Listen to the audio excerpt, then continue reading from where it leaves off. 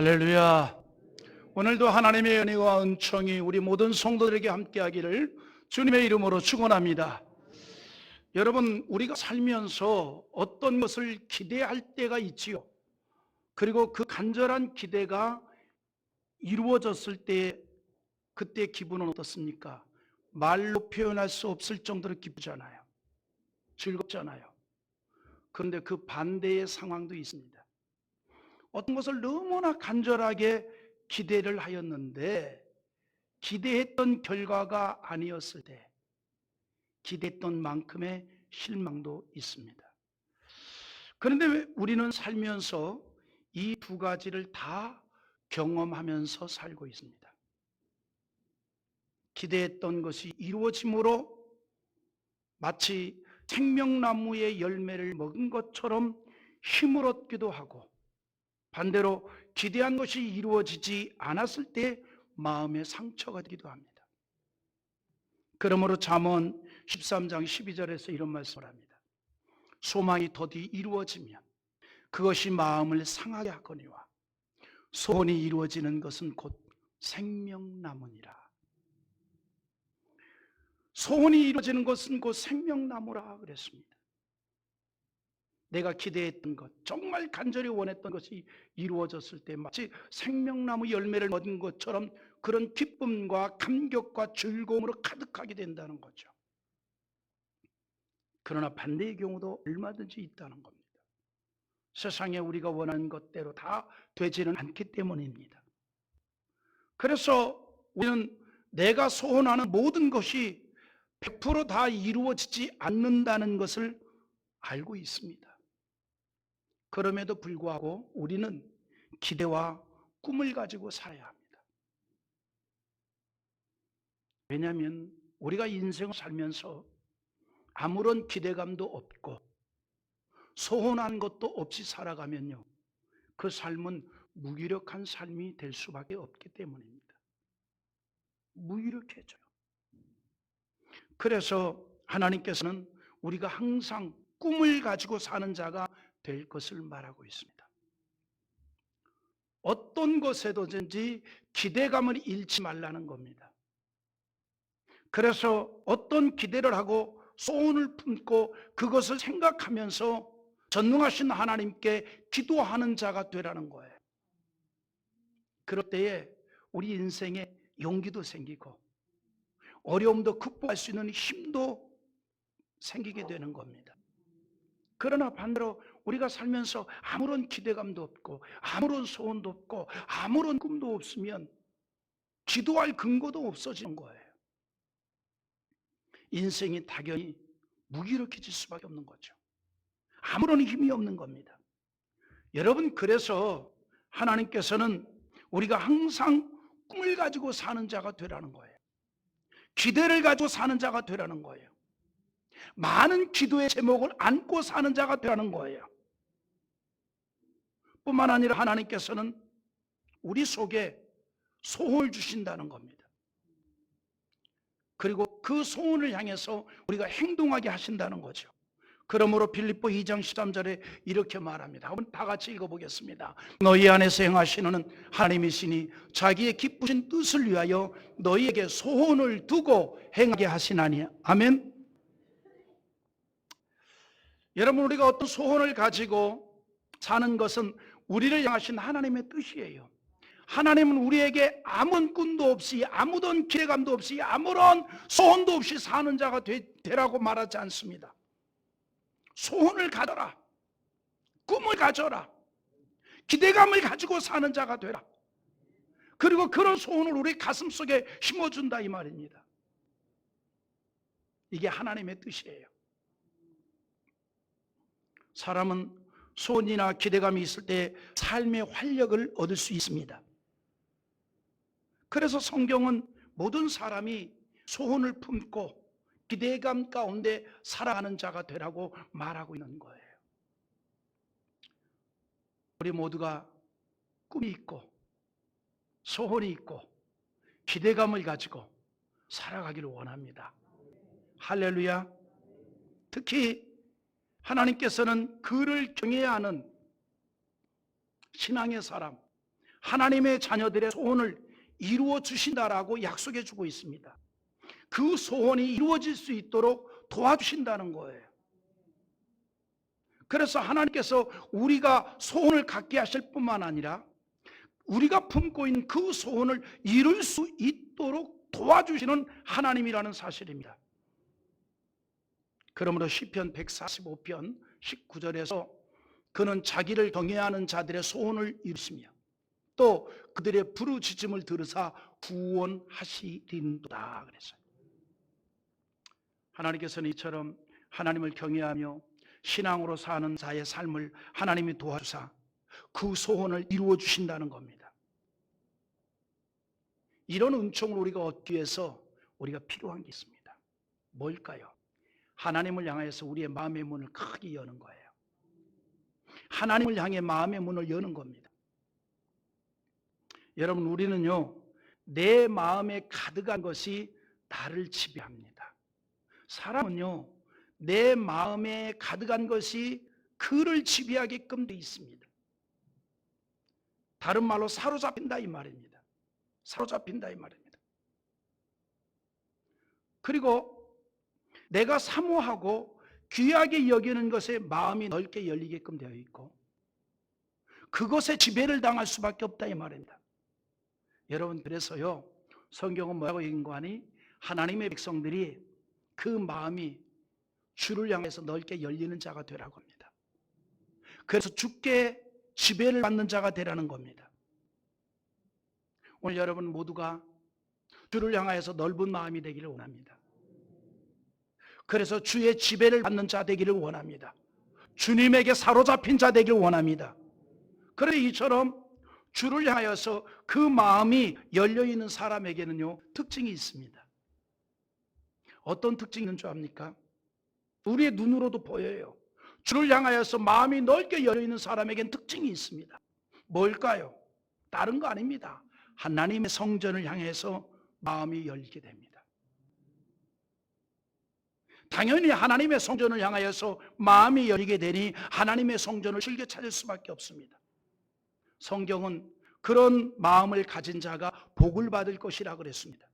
시편 84편 5절에 이렇게 말합니다. 주께 힘을 얻고 그 마음에 시온의 대로가 있는 자는 복이 있나이다 그랬습니다. 여기서 말하는 시온은 상징적 의미입니다. 바로 예루살렘을 말하고 좀 더 구체적으로 말한다면 성전을 말합니다. 여호와의 성전을 말합니다. 성전을 향해서 마음이 크게 열린 자가 복이 있다는 거예요. 왜냐하면 성전을 향해 마음이 열렸다는 것은 여호와 하나님을 향하여 마음이 열렸다는 거예요. 여러분, 우리가 주일날 이렇게 성전을 찾는 것도 하나님에게 향하여 마음이 열렸으니까 찾는 거 아니겠어요? 할렐루야. 하나님을 향하여 마음이 열렸기에 주의 전을 찾는 거예요. 그런 자가 하나님의 복을 받는다 이 말입니다. 왜냐하면 이처럼 하나님을 향해서 마음이 열린 사람, 성전을 향해서도 마음이 열리게 되고 그런 인생의 특징이 있습니다. 그 마음에 하나님의 영으로 가득히 채워지는 거예요. 하나님의 영으로. 앞서 말씀드렸듯이 내 마음에 가득한 것이 나를 지배합니다. 오늘 우리가 하나님의 영으로 충만하기를 원합니다. 하나님의 영으로 내 심령이 가득히 채워지기를 원합니다. 그러므로 오늘 본문 2절에서도 이 앞서 2절에서 이런 말을 해요. 우리 16편 2절 한번 읽어보십시다. 내가 여호와께 아뢰되 주는 나의 주님이시오니 주밖에는 나의 복이 없다 하였나이다. 여러분, 이런 사람이 하나님의 복을 받는 자예요. 하나님의 복을 받는 사람의 특징이 뭐냐면 그 마음에 하나님이 가득한 거예요. 시편 기자가 그렇게 말합니다. 내가 여호와께 아뢰되 주는 나의 주님이시오니 주밖에 나의 복이 없나이다 그랬어요. 주님 자신의 인생에 있어서 최고의 복으로 생각을 하기 때문에 항상 주의 영으로 가득했다 이 말입니다. 주님밖에는 나의 복이 없다는 믿음이 있었기 때문에 그는 이렇게 고백을 합니다. 말씀드린 대로 그래서 하나님의 지배를 받는 자들입니다. 그것이 바로 신앙입니다. 여러분, 신앙이 뭐냐면요, 내가 신앙이 사람이다. 그거는 하나님의 영으로 충만하여서 하나님의 지배를 받는 사람이에요. 그게 신앙이에요. 내가 신앙생활을 한다는 게 뭡니까?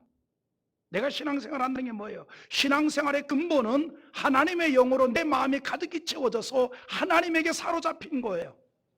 하나님에게 사로잡혀서 사는 거예요. 그거를 우리는 신앙생활이라고 말하는 것입니다. 내가 나를 지배하는 것이 아니라 주님이 나를 지배하는 삶을 신앙의 삶이라고 말합니다. 우리가 누굽니까? 우리는 구원받은 하나님의 자녀인 줄 믿습니다. 의의 종인 줄 믿습니다. 그래서 우리는 세상 사람들하고는 다른 인생을 사는 자들이에요. 완전히 다른 인생을 사는 자들입니다. 어떤 인생입니까? 우리는 주님의 종으로 사는 자들입니다. 여러분, 그런데 성경은 이렇게 말합니다. 우리가 무엇에 순종한가에 따라서 그의 종이 된다 그랬습니다. 우리 한번 읽어봅시다. 로마서 6장 16절에 있는 말씀인데 같이 한번 보겠습니다. 너희의 자신을 종으로 내어주어 누구에게 순종하든지 그 순종함을 받는 자의 종이 되는 줄을 너희가 알지 못하느냐? 혹은 죄의 종으로 사망에 이르고 혹은 순종의 종으로 의에 이르느니라. 아멘. 할렐루야. 누구든지 순종함을 받는 자의 종이 된다 그랬습니다. 오늘 여러분, 우리는 주님으로 가득한 자 되고 주님의 순종을 받는 자 되기를 주의 이름으로 축원합니다. 예수님을 만왕의 왕으로 모시고 그분의 말씀을 순종하며 사는 거예요. 우리가 예수님을 왕으로 모신다는 것과 예수님의 말씀에 순종한다는 것은 어떻게 보면 같은 의미입니다. 내가 예수님을 왕으로 모셨습니다. 내가 예수님에게 순종합니다. 이건 같은 의미라 이 말입니다. 주의 영이 가득하니 주의 지배를 받는 거예요. 그게 신앙생활이에요. 그래서 항상 주와 함께 사는 거예요. 간혹 그런 분들이 있습니다. 어떤 분들이냐면 돌아가신 부모를 잊지 못하고 항상 기억하고 사는 분들이 있습니다. 효자죠. 돌아가신 분을 전혀 잊지를 못하는 거예요. 심지어는 그런 분도 있습니다.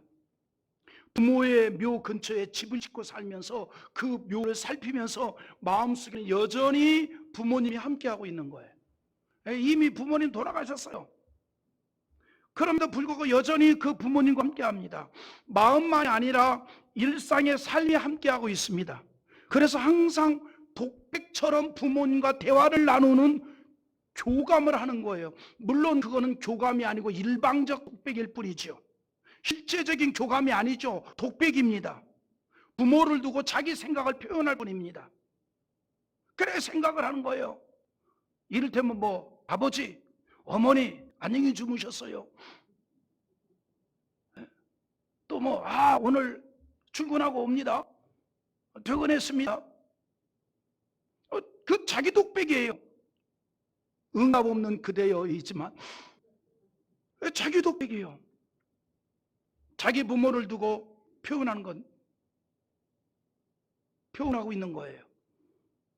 그만큼 그 속에 누가 부모가 가득히 채워져 있는 거예요.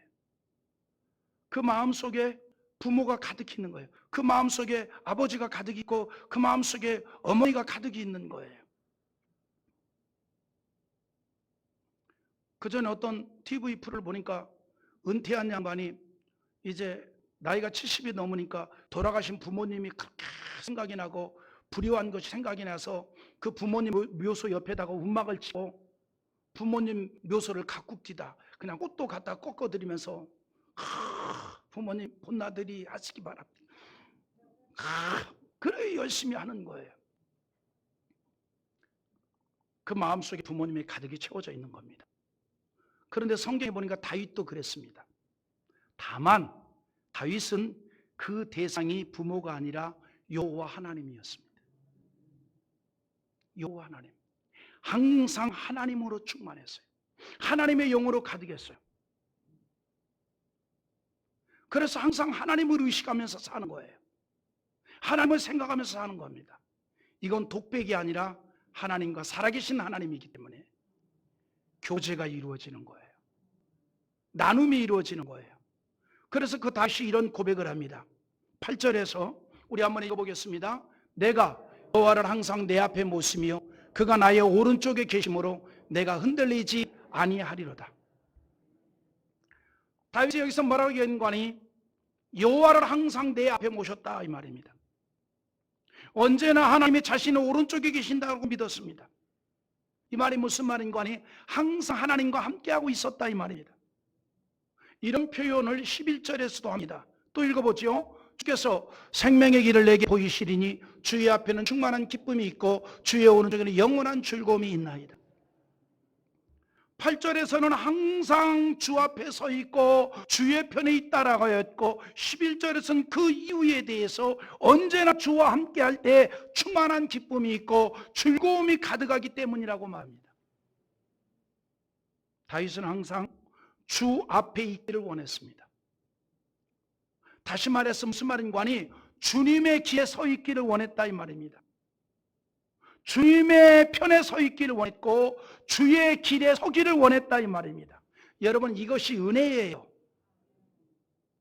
그런데 우리가 하나님에 대한 신앙이 식어지게 되면 점점 주의 길에서 떠나려고 합니다. 다른 줄에 서려고 하는 거예요. 주의 길에 줄 서려고 하지 아니하고 다른 길에 줄 서려고 한다 이 말입니다. 주의 앞에서 멀어지려고 해요. 주님은 다가가려고 하는데 그는 점점 주님으로부터 멀어지려고 한다 이 말입니다. 성경에 보니까 그런 자들이 있는데 누가 그런 거냐? 아담과 하와가 그랬습니다. 여러분, 하나님께서 그들에게 모든 걸 다 주었습니다. 세상을 창조하시고 아담과 하와에게 이 모든 것을 너희가 다 다스려라. 너희가 힘으로 다 할 수 있다. 그러나 선악을 알게 한 나무의 열매를 먹지 말라. 먹는 날에는 정령 죽으리라 그랬어요. 이 선악과는 뭔 관이 아담과 하와를 망하게 하기 위한 열매가 아니라 하나님과 아담과 하와의 언약의 상징이었습니다. 그런데 그들이 그 선악과를 먹고 말았습니다. 행위 언약을 파기했습니다. 그때부터 하나님의 낯을 피하기 시작합니다. 스스로 하나님과 멀어지기 시작합니다. 그래서 하나님의 낯을 피하여 숨기까지 합니다. 창세기 3장 8절의 내용인데 한번 읽어보죠. 그들이 그날 바람이 불매 동산에 거니시는 여호와 하나님의 소리를 듣고 아담과 그의 아내가 여호와 하나님의 낯을 피하여 동산 나무 사이에 숨으시라. 여호와 하나님의 소리를 듣고 그래서 아담과 하와는 하나님께 나아간 게 아니에요. 하나님께서 아담아, 아담아, 아담아 이렇게 불렀어요. 그럴 때 그 음성을 듣고 하나님께 나간 게 아니라 오히려 하나님을 피하여 숨었습니다. 주의 앞에서 떠난 거예요. 주의 길에서 벗어났습니다. 아담과 하와는 주님의 음성을 듣고 오히려 주의 앞에서 숨었습니다. 왜 그럴까요? 그들의 마음이 하나님에 대해서 멀어졌기 때문에, 그들의 마음이 하나님에 대해서 굳어졌기 때문입니다. 왜 그렇게 되었을까요? 하나님 때문인가요? 아니죠. 아담과 하와 그들 자신 때문입니다. 하나님이 하신 말씀에 대해서 그들이 믿지를 못했습니다. 오히려 사단의 말을 듣고 하나님에 대해서 불신이 생겼기 때문이고 탐심이 생겼기 때문에 그래서 불순종을 했습니다. 아담과 하와는 누구보다도 하나님의 말씀을 들어야 하고 누구보다도 하나님의 말씀을 믿어야 할 터인데 오히려 사단의 말에 현혹을 받았습니다. 하나님께서 앞서 말씀드린 대로 아담과 하와에게 뭐라고 얘기했습니까? 창세기 2장 17절에 이런 말을 했습니다. 선악을 알게 하는 나무의 열매를 먹지 말라. 너가 먹는 날에는 반드시 뭐하리라? 죽으리라. 반드시 죽으리라. 너가 먹는 날에는 반드시 죽으리라라고 했습니다. 선언이에요. 그런데 사단은 아주 교묘하게 말을 바꾸었습니다. 사단이 간교한 뱀에게 역사해서 하와에게 이렇게 속삭입니다. 창세기 3장 4절과 5절인데 한번 읽어보십시다. 뱀이 여자에게 이르되 너희가 결코 죽지 아니하리라. 너희가 그것을 먹는 날에는 너희 눈이 밝아져 하나님과 같이 되어 선악을 알 줄 하나님이 아심이니라. 하나님의 말씀을 완전히 바꾸어 버렸어요. 하나님께서는 분명히 말했습니다. 너희가 먹는 날에는 정령 죽으리라. 선언이에요. 그런데 이 간교한 사단이 뱀에게 역사해서 뭐라 그런가 하니 너희가 결코 죽지 아니하리라. 그런데 왜 하나님이 죽는다고 했을까? 그 다음에 그럴듯한 설명을 해요. 너희가 그것을 먹으면 너희도 하나님처럼 눈이 밝아지고 하나님처럼 능력이 생길까 봐. 네? 능력이 생길까 봐. 그래서 먹지 말라 그랬다. 누가 한 말이에요? 사단이 한 말이에요.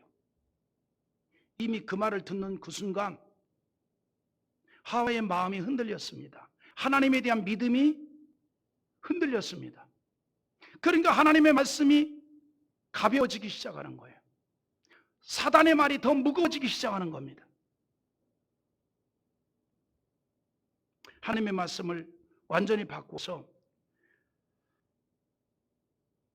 사단의 말이 하와를 위해서 해주는 말처럼 들립니다. 하와를 망하게 하는 사단의 말이 오히려 하와를 위한 말처럼 들려져요.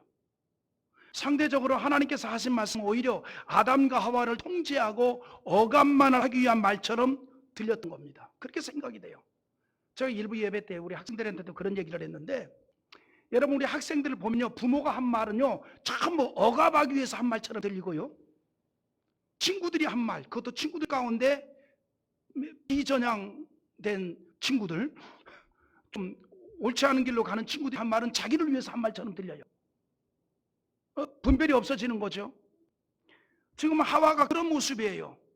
하나님께서 하신 말씀, 하와를 살리기 위한, 영생을 누리기 위한 말씀인데 사단이 한 말이 오히려 망하게 한 말이지만 그것이 오히려 자기들을 위한 말처럼 들리는 겁니다. 여러분, 우리가 신앙생활을 할 때에도 이럴 때가 있어요. 신앙에 유익이 되고 복이 되는 말씀에는 귀 기울이지 못하고 오히려 그렇지 못한 말에 적극적인 반응을 할 때가 있습니다. 아담과 하와처럼 그들은 사단의 말에 반응을 했습니다. 그래서 하나님의 말씀에 불순종하여 행위의 언약을 파기하고 하나님을 피하게 됩니다. 하나님의 음성을 듣고 하나님 앞에 달려가는 것이 아니라 오히려 피했습니다. 사랑하는 성도 여러분, 우리는요 하나님의 말씀, 하나님의 음성을 들을 때에 긍정으로 반응할 수 있기를 바랍니다. 하나님의 말씀을 들을 때 완악한 마음이 아니라 온유한 마음으로 받기를 원합니다. 그런 자에게 하나님의 특별한 은혜가 내리게 될 줄 믿습니다. 여러분, 그래서 시편 95편 7절과 8절이 이렇게 말합니다. 한번 읽어보겠습니다. 그는 우리의 하나님이시요 우리는 그가 기르시는 백성이며 그의 손이 돌보시는 양이기 때문이라. 너희가 오늘 그의 음성을 듣거든 너희는 무리바에서 같이 또 광야의 마사에서 지냈던 날과 같이 너희의 마음을 완악하게 하지 말지어다. 아멘. 여러분, 7절 후반절과 8절을 보면 뭐라고 얘기합니까? 연결하면 이렇게 말합니다. 너희가 오늘 그의 음성을 듣거든, 즉 하나님의 말씀을 듣거든 너희의 마음을 완악하게 하지 말지어다. 여러분, 마음이 완악하니 하나님을 향하여 마음의 문이 열리지 않습니다. 하나님의 말씀이 들어오지 않는다 이 말입니다. 그러나 우리는 하나님의 말씀에 대해서 완악하지 아니하고 온유함으로 받을 수 있기를 주님의 이름으로 축원합니다. 여러분, 사무엘을 보세요. 그는 하나님이 부르는 하나님의 음성을 듣고 완악한 마음이 아니라 열린 마음으로 나아갈 때 이스라엘 최고의 영적 지도자가 되었습니다. 성경은 이처럼 주님의 음성을 듣고 마음을 완악하게 한 자들도 있지만 오히려 마음을 온유하게 하고 마음의 문을 넓게 열게 되어 하나님의 은혜를 받고 크게 쓰임받은 자들이 있음을 보게 됩니다. 여러분, 이 원리는요 우리 신앙에 그대로 적용이 됩니다. 우리는 하나님의 자녀들이잖아요. 누구의 말에 반응합니까? 하나님의 말씀에 반응한 자 되어야 됩니다. 하나님의 말씀을 잘 듣는 자 되기를 원합니다. 더불어 우리는 창대교회에 속한 양들이기 때문에 창대교회 강단에서 전해지는 말씀을 들을 때에 믿음으로 받을 수 있기를 원합니다. 할렐루야. 여러분, 저가 부족하지만 그래도 하나님께서 세운 종이기 때문에 이곳에서 저를 통해 전해지는 말씀을 여러분들이 믿음으로 받아야 합니다. 그래야 여러분의 믿음이 성장하게 되고 그래야 신앙이 성장하게 되고 그래야 은혜를 받게 됩니다. 이게 원리예요. 이게 원리라 이 말입니다. 그래서 예수님께서 요한복음 10장 27절에 뭐라고 했습니까? 내 양은 내 음성을 들으며 나는 그들을 알며 그들은 나를 따르느니라. 여러분, 우리가 하나님의 자녀들이기 때문에 하나님의 말씀을 듣습니다. 그리고 하나님을 따릅니다. 그러므로 예수님께서 내 양은 내 음성을 듣는 자들이고 그는 나를 따르게 될 것이라고 하였습니다. 여기 따른다는 말이 무슨 말인고 하니 줄을 서 있다 이 말입니다. 줄을 서 있다. 그러니까 주님을 따른다는 것은 주님의 줄에 서 있다 이 말이에요. 주님의 줄에 서 있다 이 말입니다. 여러분, 군대에서 흔히 하는 말이 있습니다. 줄을 잘 서야 한다. 과거에 훈련소에서 자대 배치를 하는데 줄 세워놓고 끊어가지고 자대 배치를 했어요. 그 중에 정말 신나는 배치를 받은 사람들이 있습니다. 아주 기대하고 고대하고 기대했던 그런 사람이 있습니다. 지금은 카츄샤가 전부 뺑뺑이 지원자 뺑뺑이에서 뽑아가지고 보내지만 예전에는 훈련소에 줄 세워가지고 몇 명 너희들은 빠다부대다 그래서 보내요. 아마 최재한 장로는 그렇게 빠다부대 갔을 거예요. 그죠? 예, 공부 잘해서 간 거 아니죠? 예, 잘생겨서 간 거죠. 그래, 줄 세워가지고 이렇게 자대 배치 받다가 야, 니들은 잘됐다, 빠다부대다, 카투샤로 가는 거예요. 군대가 줄을 잘 서야 된다 그래. 그런데 인생이 그래요. 여러분, 인생 줄 잘 서야 됩니다. 진짜 줄 잘 서야 돼요. 줄을 잘 서야 돼요. 네? 여러분, 줄만 잘 서도요 절반은 먹고 들어갑니다. 그러니까 인생이 그렇다니까요. 그래서 좋은 줄을 서게 해달라고 하나님 앞에 기도해야 돼요. 네? 좋은 줄을 서게 해달라고. 우리 신앙에 있어서도 줄을 잘 서야 돼요. 무엇 때문입니까? 은혜 받는 줄이 있기 때문이요, 하나님의 복을 받는 줄이 있기 때문입니다. 그래서 우리가 복을 받기 위해서는 축복받는 줄에 서야 합니다. 여러분, 아브라함의 조카 롯을 보십시오. 그는 믿음의 사람이었습니다. 그러므로 하나님의 부름을 받고 순종하여 나아가는 아브라함을 따라 줄을 서서 나아갔어요. 아브라함의 뒤에 섬으로 그도 하나님의 복을 받았습니다. 여러분, 그래서 하나님의 복을 받으려면요, 복을 받을 줄에 서야 합니다. 자, 그러면 우리가 하나님의 복을 받는 줄에 서야 되는데, 하나님의 복을 받는 줄은 어떤 줄일까요? 하나님 편에 줄 서라 이 말입니다. 구약 성경에서 보여준 다니엘이나 그의 3명의 친구들은 오로지 하나님 편에 줄 섰어요. 그래서 항상 하나님의 말씀을 따랐습니다. 그들은 신앙이 있었만큼은 오로지 하나님 편에 있었던 거예요. 그리고 하나님 편에 서 있는 신앙에 흔들림이 없었습니다. 그래서 극렬하게 불타는 풀무불 앞에서도 조금도 요동하지 않았어요. 느부갓네살 왕이 금신상을 만들어 놓고 그것을 이제 제막식을 할 때에 온 악기를 동원하면서 제막식을 할 때 온 나라 사람들의 금신상에게 절하라고 했습니다. 그런데 사드락 메삭 아벳느고는 하나님의 말씀에 금신상을 만들지도 말고 그 우상에게 절하지도 말라 그래서 안 했어요. 모두가 다 무무백관대로 절을 하는데 그들이 안 했어요. 그런데 느부갓네살 왕이 방을 붙이게 뭐예요? 금신상에게 절을 하지 않는 자는 극렬히 타는 풀무불 속에 드러넣으리라. 그래서 누군가가 또 이 느부갓네살 왕에게 고자질하는 자들이 있단 말이죠. 그래서 그를 당장 잡아오라. 잡아왔더니 느부갓네살 왕이 가장 신뢰하는 자들이에요. 그래서 다시 한번 기회를 줘서 그를 살리기를 원합니다. 지금이라도 기회를 주마. 지금이라도 늦지 않았으니, 지금이라도 근심상에게 절을 하면 내가 너희들을 용서해 주겠다, 살려주겠다. 그럴 때에 사드락 메삭 아벳느고가 뭐라고 얘기했습니까? 다니엘 3장 16절에 한번 읽어보시기 바랍니다. 사드락과 메삭과 아벳느고가 왕에게 대답하여 이르되, 느부갓네살 우리가 이 일에 대하여 왕에게 대답할 필요가 없나이다. 이 일에 대하여 우리가 대답할 필요가 없나이다. 이처럼 오직 하나님 편에 줄 서기를 원했던 사드락 메삭 아벳느고는 그 일로 인해서 극렬히 타는 풀무불 속에 들어가게 됐습니다. 불타 죽는 거예요. 그런데 기적이 일어났습니다. 머리카락 하나도 상하지 않았습니다.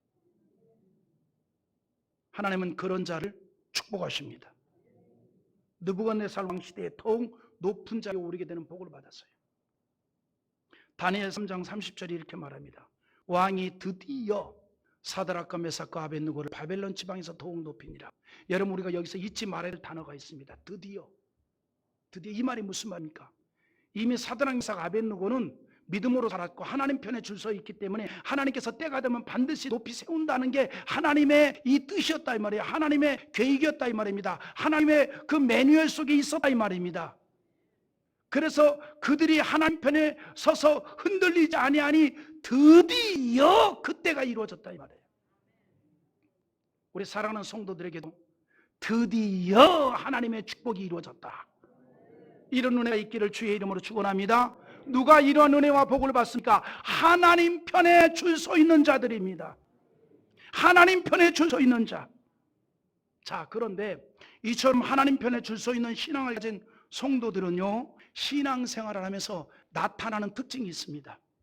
하나님 편에 줄 서 있는 자는 사드락, 메삭, 아벳느고처럼 드디어 때가 되면 하나님 복을 주시거든요. 그런데 그런 성도에게는 신앙생활하면서 특징이 있다 이 말입니다. 어떤 특징이 있을까요? 첫째는요, 자기가 섬기는 교회 편에 줄 서 있습니다. 교회 편에. 항상 교회에 대해서 좌가 아니라 우입니다. 부정적이지 아니하고 긍정적이고 적극적이라 이 말입니다. 여러분, 이것이 하나님 편에 서 있는 자의 모습이에요. 어느 교회든지 우리 교회는 찾으려면 굉장히 힘들겠지만 아주 적은 수이지만 교회에 대해서 부정적인 성향을 가진 분들이 꼭 있어요. 어느 교회든지 있습니다. 우리 교회는 아마 찾으려면 섣달 열흘을 찾아도 찾기 힘들 텐데 다른 데 있습니다. 저 미국에. 그러나 부정적인 성향을 가진 분들이 있어요. 하지만 우리가 은혜가 충만하고 복을 받는 인생이 되면 부정적인 성향에서 벗어나야 합니다. 긍정적인 성향을 가진 신앙이 되어야 된다 이 말이에요. 할렐루야.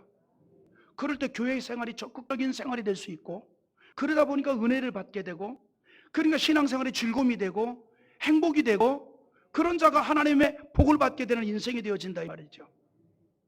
그리고 하나님 편에 줄 서 있는 성도의 두 번째 특징이 뭔지요? 목사 편에 줄을 서는 겁니다. 여러분, 그래야 그 강단에서 전해지는 말씀의 은혜도 받고 신앙도 성장하고 복을 받는 거예요. 믿으면 아멘. 아멘 안 해도 이게 신앙의 진리예요. 이처럼 교회 편에 서고 목사 편에 서서 신앙생활하는 그런 성도는 항상 하나님께서 주시고 맡겨주신 모든 것에 대해서 즐겁습니다. 그러니까 생활이 즐거워요. 신앙생활이 즐거워요. 교회 생활이 즐거워요. 주님의 이름으로 맡은 직분을 감당하는 게 즐겁다 이 말입니다. 그걸 오늘 본문에서도 얘기해 주고 있어요. 뭐라고 얘기합니까? 6절 한번 읽고 마지막으로 정리합시다. 시작. 내게 줄로 재어준 구역은 아름다운 곳에 있으며 나의 기업이 실로 아름답도다. 여러분, 이 성경 구절을 주로 이제 구역을 얘기할 때, 교회 조직에 있는 구역을 얘기할 때, 우리는 구역을 목장이라고 하는데 그걸 얘기할 때 사용하는데, 사실은 실질적으로 이 6절에 있는 의미가 있습니다. 여기 줄로 재어진 구역이라고 그러는데 여기서 말하는 이 구역은 두 가지 의미가 있어요. 첫째는 육신적으로 이 땅에서 주어진 현실을 말합니다. 칼빈이 이런 말을 했어요. 직업은 천직이다. 하늘이 내린 거다. 그러니까 여러분, 우리가 직장 생활을 해도 이건 하나님이 나에게 주신 것이다. 사업을 해도 이건 하나님이 나에게 주신 것이다. 근데 이 인간이 줄로 재어진 구역은 그런 의미를 가지고 있습니다. 일상에서의 나의 삶의 환경, 그 다음에 두 번째는 영적으로 주님의 몸된 교회에서 주의 이름으로 맡게 된 모든 직분을 말하는 겁니다.